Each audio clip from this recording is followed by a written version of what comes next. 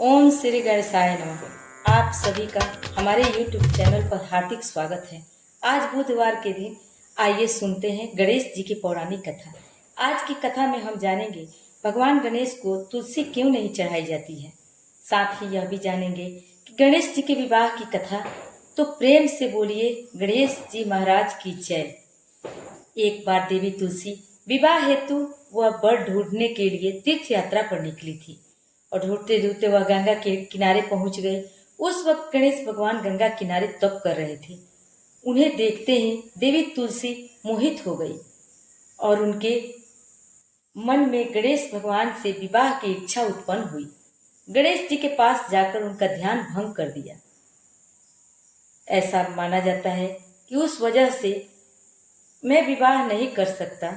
अपने विवाह का प्रस्ताव के लिए ना सुनने के बाद देवी तुलसी क्रोधित हो गई और उन्होंने गणेश जी को श्राप दे दिया कि उनका ब्रह्मचर्य टूटेगा और उनके 2 विवाह होंगे।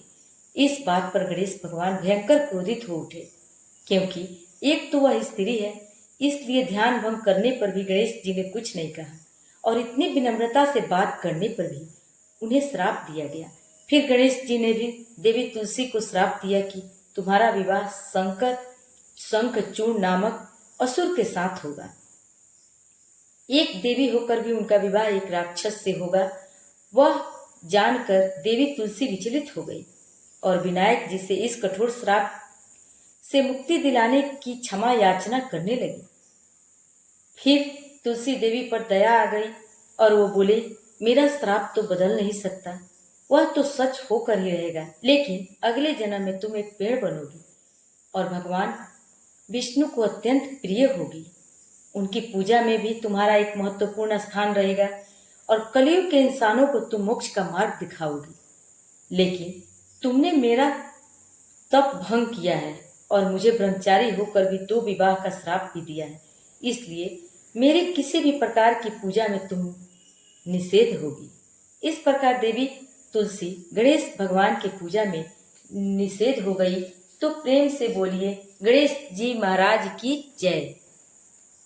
आइए अब हम लोग गणेश जी के विवाह की कथा को सुनते हैं। गणेश भगवान का मुंह हाथी का है और एक दांत टूटा हुआ है। इन्हीं 2 कर्म की वजह से उनका विवाह नहीं हो रहा था। इस बात से गणेश जी महाराज अक्सर नाराज रहा करते थे। एक दिन एक देवता के आग्रह पर विनायक उसके विवाह में उसकी उपस्थिति दर्शाने गए थे। विवाह स्थल पर पहुंचने के बाद कुछ देवताओं ने मिलकर गणेश भगवान का समय पर विवाह न होने के कारण उपहास किया, जिससे गणेश जी बहुत ही अधिक नाराज हो गए। इस दिन उन्होंने ध्यान लिया कि जब तक मेरा विवाह नहीं होता तब तक मैं किसी भी देवता का विवाह नहीं होने दूंगा। गणेश भगवान के पास विवाह और अन्य संदेश लाने का काम उनके प्रिय वहां मूषक राज करते थे।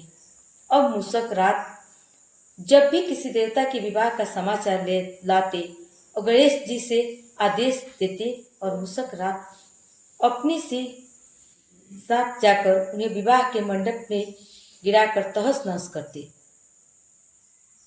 बारातियों को भी भगा देते। इस तरह गणेश जी और मूषक राज की मिली भगत की वजह से किसी भी देवता का विवाह नहीं हो रहा था। आओ गणपति जी के व्यवहार से तंग आकर सभी देवी देवता भगवान शिव और माता पार्वती जी के पास पहुंच गए और इस विराट समस्या का समाधान मांगने लगे। भगवान शिव और माता पार्वती ने कहा कि इसका हल तो आपको केवल ब्रह्मा जी ही के पास मिल सकता है। माता पार्वती और महादेव को प्रणाम करके सभी देवी देवता ब्रह्मा जी के पास प्रकट हुए। देवताओं की समस्या को ठीक से सुनने के बाद ब्रह्मा जी ने अपनी योग शक्ति से 2 कन्याओं का निर्माण किया। कन्याओं का नाम था रिद्धि और सिद्धि। वह दोनों ब्रह्मा जी की मानस पुत्रियां थी। उन्हें लेकर ब्रह्मा जी गणेश जी महाराज के पास गए और उनसे अपने तृतीय ज्ञान को और शिक्षा प्रदान करने की निवेदन करने लगे। ब्रह्मदेव जी का मान रखना एकदम भगवान ने रिद्धि सिद्धि को शिक्षा देना आरंभ किया। फिर उसे एक दिन के बाद जब भी मूषक किसी विवाह की खबर लेकर आते, उसी वक्त रिद्धि और सिद्धि गणेश जी को अपनी बातों में उलझा कर रखती थी। इस तरह गणेश जी का ध्यान किसी और विषय पर नहीं रहता और दूसरी तरफ देवताओं की विवाह संपन्न हो जाती। एक दिन बुद्धि के देवता भगवान गणेश जी को यह बात समझ आ गई, लेकिन उनके क्रोध में आने से पहले ही ब्रह्मदेव अपनी दोनों पुत्रियों के साथ वहां प्रकट हुए। रिद्धि और सिद्धि को सामने देखते ही गणेश जी का क्रोध बढ़ने लगा, किंतु विनायक जी के मुख से कोई भी शब्द निकलने से पहले ही भगवान ब्रह्मदेव ने कहा कि गणेश जी, आपने स्वयं ही मेरे पुत्री को शिक्षा दी है और अब मुझे इन दोनों के विवाह योग कोई वर नहीं मिल रहा है। मेरी आपसे विनती है कि आप ही रिद्धि और सिद्धि से विवाह करके मुझे धन कर दीजिए। परमपिता ब्रह्मदेव जी को शांत वाणी सुनकर गणेश जी का क्रोध शांत हो गया और वह उसे विवाह प्रस्ताव के लिए हंसी खुशी राजी हो गए। विवाह के बाद अपने दोनों पत्नियों से उन्हें 2 पुत्र प्राप्त हुए, जिनका नाम रखा गया लाभ, शुभ लाभ। गणेश जी के पूजा पाठ में सुनी जाने वाली पौराणिक कथा। एक गांव था जिसमें एक सेठ जी अपने परिवार के साथ रहते थे। सेठ जी का गांव के पास के ही शहर में बड़ा व्यापार था। सेठ जी गणेश जी की पूजा श्रद्धा और विश्वास से करते थे। जैसे सेठ के घर में अन्न धन के भंडार सदा ही भरे रहते थे। उनके जीवन में किसी भी प्रकार की कोई कमी नहीं थी। नित्य प्रतिदिन नियम अनुसार रोज ही नदी पर नहाते और आकर गणेश जी की पूजा करते, उन्हें भोग लगाते, फिर स्वयं भोजन करते। यह बात सेठानी जी को अच्छी नहीं लगती थी। वह धार्मिक नहीं थी और ईश्वर में इतना विश्वास नहीं रखती थी। एक बार सेठानी जी ने सोचा कि यह इतना गणेश जी को मानते हैं, गणेश जी की पूजा करते हैं, इसे क्या होता है, गणेश जी की पूजा करते हैं। अगले दिन जब सेठ जी नदी पर नहाने जाते तो सेठानी जी गणेश जी की मूर्ति को उठाकर मूर्ति को कपड़े में ढककर बगीचे के जमीन में दबा देती है। जब सेठ जी नदी पर से नहा कर आते हैं और देखते हैं कि गणेश जी की मूर्ति तो मंदिर में है ही नहीं, तो वह सेठानी जी से पूछते हैं, गणेश जी की मूर्ति मंदिर में नहीं है, कहाँ गई है? तो सेठानी बोलती है, मुझे नहीं मालूम, मूर्ति को घर में बहुत से ढूंढते हैं। इसके लिए सेठ जी ने अन्न जल का त्याग कर दिया और गणेश जी से प्रार्थना करने लगे कि हे प्रभु, लगता है आप मुझसे रुष्ट हो गए हो और कहीं चले गए हो। अपने कृपा दृष्टि मुझ पे बरसाइए प्रभु, मुझे दर्शन दीजिए। सेठ जी ने मन में सोचा, आपसे जब तक आप मुझे मिल नहीं जाते, मुझे दर्शन नहीं दे देते, तब तक मैं अन्न जल का त्याग कर देता। वह दिन पूरा निकल गया। रात में सेठ जी की भक्ति से प्रसन्न होकर गणेश जी भगवान ने स्वप्न में भगवान एक छोटे से चूहा के साथ खेल रहे होते हैं और चूहा को खाने को लड्डू देते हैं। चूहा लड्डू लेकर बगीचे में जाता है और जमीन को कोड़ता है और लड्डू वहीं डाल देता है। सेठ जी के बगीचे में जाते हैं और वहीं देखते हैं जहां उन्हें सपना में देखा था और वहीं से उनको थोड़ी सी जमीन खोदने पर कपड़े में लिपटे हुए गणेश जी की मूर्ति मिलती है। सेठ जी गणेश जी की मूर्ति की पूजा करके उनको यथास्थान स्थापित करते हैं और सेठानी से पूछने पर वे उन्हें सच सच बताते हैं और बात को जानकर सेठानी को आश्चर्य होता है और सेठानी जी मन ही मन श्रद्धा और विश्वास से गणेश जी भगवान की भक्ति बन जाती है और सेठ जी से कहती है, मुझे बड़ा भारी अपराध हो गया है, अब हम दोनों पति पत्नी प्रेम सहित गणेश जी भगवान की आराधना करेंगे और उनकी पूजा में कभी कोई कमी नहीं आने देंगे। यह सुनकर सेठ जी अत्यधिक प्रसन्न हो जाते हैं और दोनों पति पत्नी गणेश जी भगवान को धन्यवाद करते हैं और अपनी आइए और एक गणेश जी की पौराणिक कथा सुनते हैं। प्रेम से बोलिए गणेश जी महाराज की जय। बहुत समय पहले की बात है, एक गांव में भाई बहन रहते थे। भाई बहुत गरीब था पर उसकी बहन पैसे वाली थी। जब बहन के ननद का विवाह था तब बहन ने ना तो अपने भाई को विवाह में आने का निमंत्रण दिया और ना ही कोई चिट्ठी भेजी। भाई को बाहर वाले से पता चला कि उसकी बहन के ननद का विवाह है। भाई ने अपने गांव वालों को बताया, तब गांव वालों ने अपनी बहन की से चुंदरी, बिछिया और साड़ी जैसा जिनसे बन पड़ा कन्या के लिए दिया। भाई सारा सामान लेकर बहन के गांव पहुंचा। बहन के घर जाने पर बहन की देवरानी बोली, भाभी जी आपके भाई आए हैं। तो बहन ने पूछ लिया कि और क्या पहना है। तब देवरानी ने कहा, पैदल आए हैं, फटी पगड़ी फटी धोती पहने हैं।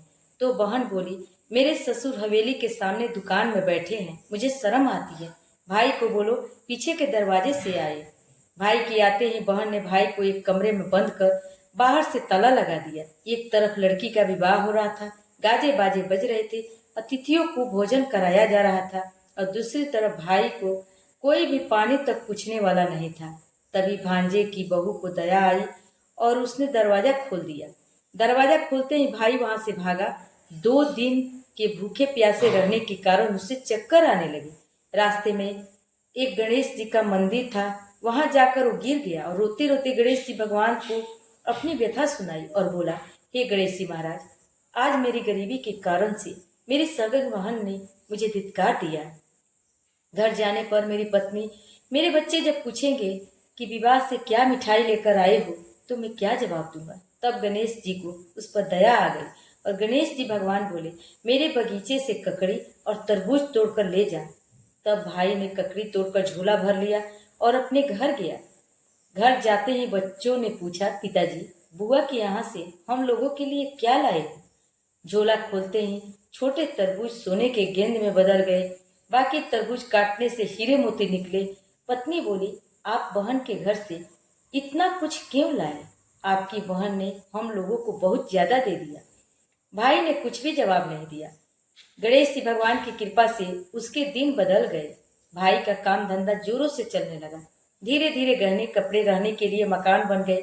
पत्नी बोली, एक बार ननद जी को बुला कर लाओ। तो भाई ने नए कपड़े नए जूते पहनकर रथ में बैठकर बहन को लेने गया। देवरानी बोली, भाभी जी आपके भाई आए हैं। बहन ने पूछा, कैसे आए हैं और क्या पहना है? तब देवरानी बोली, रथ में बैठकर खूब ठाट बाट से आए हैं। बहन बोली, मेरे भाई को बोलो कि हवेली के सामने से आए, मेरे ससुर देवर जेठ देखेंगे। भाई का बहन ने खूब स्वागत सत्कार किया। भाई बोला, बहन मैं तुम्हें लेने आया हूँ। तब बहन ने कहा, मुझे भी बहुत दिन हो गए हैं, चलो मैं चलती हूँ। भाई बहन को लेकर अपने घर आया। भाई और उसकी पत्नी ने बहुत खूब आदर सत्कार किया, जो चीजें मांगी सब मंगवा कर दिया। बहन बोली, भाई मुझे एक जूते चाहिए। तब भाई ने मोची को बुलाया और कहा, मेरी बहन के लिए ऐसी जूती बनाओ जो मुंह से बोले। भाई ने बहन को बहुत सारा धन देकर विदा किया, पर अभी तक वह जूती नहीं आई थी। बहन रवाना होने लगी, तभी मोची जूतियां लेकर आया। बहन की जूती पहनते ही जूतियां बोली, निर्धन भाई की पैसे वाली बहन, गणेश जी का बगीचा नहीं होता तो आज क्या करती? बहन तब भाई की पत्नी से पूछने, यह कहाँ से आवाज आ रही है? तभी भाई ने कहा, सुबह का समय है, कोई जीव जंतु बोल रहे होंगे। भाई ने घोड़े गाड़ी को जल्दी जाने को कहा। बहन के जाते ही पत्नी जिद करके बैठ गई कि जूतियां क्या बोल रही थी। तब पति ने अपनी पूरी आप बीती सुनाई, कैसे बहन ने उसे 2 दिन भूखा रखा, कमरे में बंद कर दिया था। भांजे की बहू ने दरवाजा खोला, तब मैं बाहर आया और गणेश जी के शरण में जा पहुंचा। गणेश जी की कृपा से हमारे दिन बदले हैं। उस